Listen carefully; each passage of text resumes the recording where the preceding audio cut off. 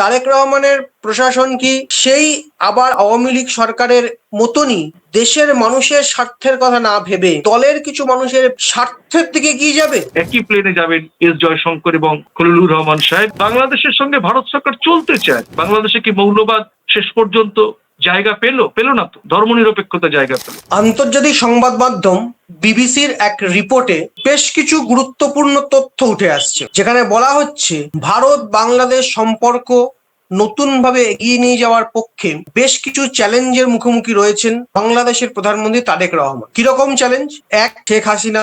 ২, দিল্লিকে কিভাবে মোকাবিলা করবে। ৩, ভারত বাংলাদেশ দুদেশের মানুষের সম্পর্ক। ৪, দুই দেশের মধ্যে জারি থাকা নবীকরণের পক্ষে প্রয়োজনে এগিয়ে যাওয়া, নবীকরণের দিকে এগিয়ে যাওয়া বেশ কিছু চুক্তি, সামরিক প্রতিরক্ষা, সীমান্ত সমস্যা, জলবন্টন সহ একাধিক বিষয়। প্রতিবেদনে বারবার উল্লেখ করা হয়েছেন, বিশেষজ্ঞরা বলছেন দিল্লির দিকে নজর রাখতেই হবে তারেক রহমান সরকারকে, সমঝোতার একটা বাতাবরণ নিয়ে এগিয়ে যেতে হবে, কোনো বিদেশি শক্তির কাছে মাথা নত না করে বাংলাদেশের মানুষের স্বার্থের কথা চিন্তা করেই একমাত্র দুই দেশের সম্পর্ক এগিয়ে নিয়ে যাওয়া সম্ভব। সত্যিই কি সম্ভব?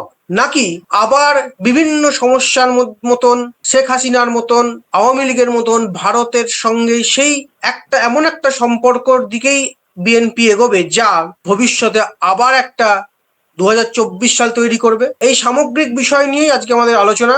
আমাদের প্রাসঙ্গিক প্রসঙ্গে রয়েছেন প্রথম কলকাতা ডেপুটি এডিটর পরমাশিস ঘোষ রায়। পরমাশিস, আপনাকে স্বাগত। পরমাশিস, যে প্রশ্নটা বারবার উঠে আসছে, তারেক রহমানের প্রশাসন কি সেই আবার আওয়ামী লীগ সরকারের মতনই দেশের মানুষের স্বার্থের কথা না ভেবে দলের কিছু মানুষের স্বার্থের দিকে এগিয়ে যাবে, নাকি মানুষে মানুষের সম্পর্কের দিকেই তাদের প্রথম এবং শেষ নজর থাকবে? বিবিসির যে প্রতিবেদনটা থেকে আমাদের আলোচনা এগিয়েছে, শুরু হয়েছে, তাতে কিন্তু বিশেষজ্ঞরা বারবার বলছেন দুই দেশের মানুষের মধ্যে, মানুষে মানুষের সম্পর্কের মধ্যে আমাদের কোনো বলার কিছু নেই, কিন্তু কখনোই কোনো বিদেশি রাষ্ট্রের কাছে মাথা নত এই সরকার করবে না। কি বলবেন, কি দেখছেন? দেখো, প্রথমেই বলি এই প্রসঙ্গে কথা বলতে গিয়ে যে ভারত সরকার কি বাংলাদেশের কোন রাজনৈতিক দলকে পাওয়ার প্যাটার্নে দিয়ে রেখেছিল যে সেই রাজনৈতিক দলই বাংলাদেশের সঙ্গে বা ভারতের সঙ্গে সুসম্পর্ক বজায় রাখতে পারবে? এমনটা তো নয়। বাংলাদেশের আগের সরকার কি করেছে, কেন করেছে,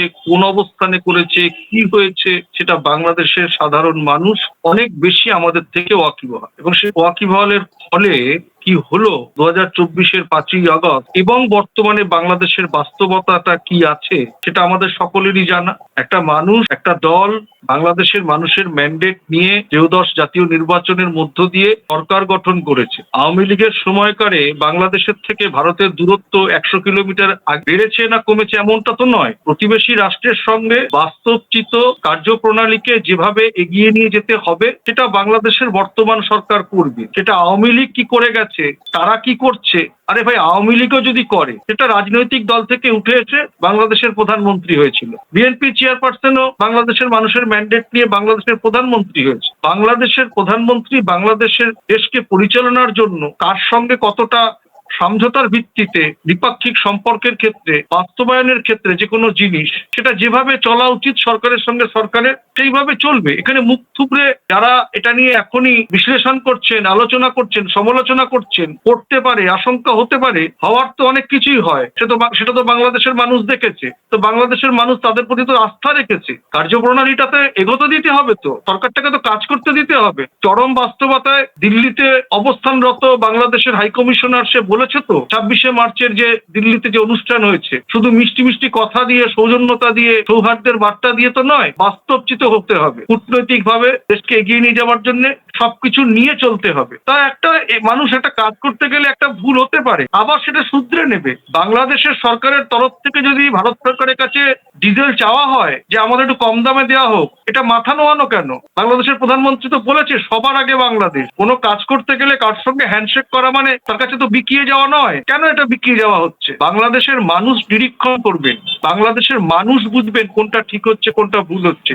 বাংলাদেশের মানুষই তো বাংলাদেশে গণ অভ্যুত্থান তৈরি করেছিল। প্রশ্নের সম্মুখীন হলে তার সমাধানের পথ খুঁজে বার করা হবে। বাংলাদেশে বিরোধী শক্তি এই মুহূর্তে যারা সংসদে রয়েছেন তারাও বাস্তবতার সঙ্গে দেশকে এগিয়ে নিয়ে যাওয়ার সঙ্গে গণতন্ত্রের পীঠস্থান, সংসদে আলাপ সংলাপ হবে।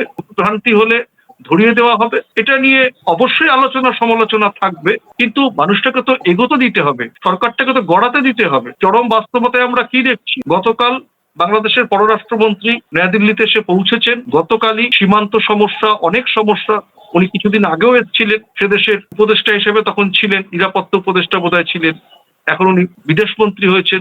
গতকাল এসছেন, নৈশভোজ ছেড়েছেন, ভারতের জাতীয় নিরাপত্তা উপদেষ্টার সঙ্গে বৈঠক করেছেন। আজকে অনেকগুলো দুপুরের পর থেকে বৈঠক রয়েছে এবং আগামীকাল তারা চলে যাবেন মরিশাসে, একই প্লেনে যাবেন এস জয়শঙ্কর এবং খলিলুর রহমান সাহেব, এবং তার পররাষ্ট্র উপদেষ্টাও উনি এসছেন, সেও যাবে। তো এটা তো চরম বাস্তবতা। মানে গোল্ডেন হ্যান্ডশেক করা মানেই কিন্তু ধরে নিতে হবে নয় যে তার কাছে মাথা নত করছে, এটা ভুল ধারণা। সরকারটাকে কাজ করার সুযোগ দিতে হবে। একদমই পরমাশিস, কিন্তু আমরা যদি আলোচনাটাকে এগিয়ে নিয়ে যাই, আমাদের একটা কূটনীতিকরা, বাংলাদেশের কূটনীতিকরা বা ভারতের কূটনীতিকরা একটা কথা বারবার বলছেন, এই যে দুদেশের সম্পর্কের বড় চ্যালেঞ্জ, বিশেষ করে বাংলাদেশের কাছে বর্তমানে বড় চ্যালেঞ্জ হচ্ছে মানে জটিল যে সম্পর্কটা, গত ইউনূসের আমলে সম্পর্কটা জটিল হয়েছে সেটাকে মসৃণ করা, সেটা সহজ করা। একমাত্র আলোচনার মাধ্যমেই এই সম্পর্কটা সহজ করা সম্ভব। আর অবশ্যই গুরুত্বপূর্ণ বিষয় হচ্ছে রাজনৈতিক বাস্তবতা। কয়েকটা প্রশ্ন কয়েকটা প্রশ্ন বারবার ঘুরে ফিরে আসে শেখ হাসিনার অবস্থান। কূটনীতিকরা মনে করছেন বর্তমান আন্তর্জাতিক যে অবস্থান, যে দুই দেশের অবস্থান, সেখানে আলোচনার মাধ্যমে সরকার পরিচালনা করতে গেলে ভারতের সঙ্গে শুধু নয়, বিভিন্ন দেশের সঙ্গে যোগাযোগ সমন্বয় অবশ্যই দরকার, বিশেষ করে প্রতিবেশী দেশের সঙ্গে। এখন মূল প্রশ্ন, ভারত কি সমানভাবে এই সম্পর্ককে এগিয়ে নিয়ে যাওয়ার জন্য ঢাকার সঙ্গে নয়াদিল্লি হাতে হাত মিলিয়ে এগোচ্ছে?